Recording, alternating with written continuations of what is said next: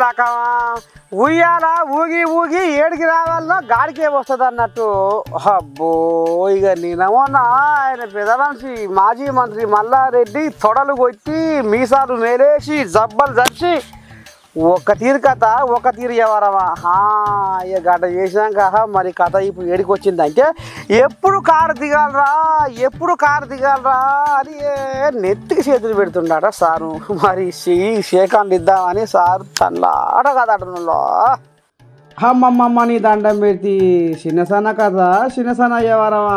రేవంత్ రెడ్డి ముఖ్యమంత్రి కాకముందు అమ్మో మాజీ మంత్రి మల్లారెడ్డి నోట్లే పలుకులు ఎట్లా ఉండే చిలక పలుకులు. రేవంత్ రెడ్డి చిన్నగా తిట్టినాడులా సాలే గూట్లే దొంగ అని తీరుగా తిట్టా కదా. ఇక మరి రేవంత్ రెడ్డి ముఖ్యమంత్రి అయినాక ఈ మధ్యకాలంలో మల్లారెడ్డి భాగవతం బండారం అంతా బయట పెట్టుకుంటా ఎక్కడెక్కడ కబ్జాలు పెట్టిండు, ఎక్కడెక్కడ కబ్జాలు పెట్టి కాలేజీలు కట్టిండు, ఏడేడా మరి కబ్జాలు పెట్టి బాటలు మలుపుకుండు తొవ్వలు మలుపుకుండు అని ఇక వాటిని ఇక చూస్తాం కదా. నిన్న మొన్న టీవీలల్లో పేపర్లల్లో జేసీబీ తోటి కూకటి వెన్నతో ఎట్లా కూడగొట్టిండో.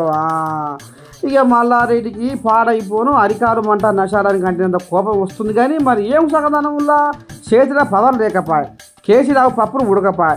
ఇక అందుకే అదును దాడితే అక్కడ దాడుతుంది అన్నట్టు కారు దిగి కాంగ్రెస్లోనే కలిస్తేనే నా తలకాయ నొప్పి ఓతట్టుందని బగ్గా ఆలోచన చేసిన మల్లారెడ్డి ఇక ఎటనన్నా చేసి పిల్లారు మేరంతో ప్రియాంక గాంధీని కలిసి ఇక చెట్టపడ ఎవరో నడిపించి పార్టీలో షరీక్ అయిదామని చూస్తున్నాడు. కానీ ఇంకా అపాయింట్మెంట్ కోసం ఎదురు చూస్తూ ఉన్నాడట.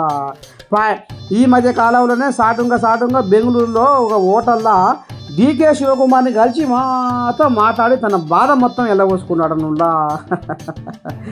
ఇక మరి ఈ రకంగానైతే పోతుంది. కానీ మరి ఇక రేపు ఏం జరుగుతుందో ఏం కదా. కానీ మొత్తానికైతే మల్లారెడ్డికి కార్ల మొత్తమే ఉండబోతుంది అవుతుంది ఆడనులా. ఎప్పుడు షేకాండ్ ఎదురు చెయ్యికి అని ఎదురు చూస్తుండట.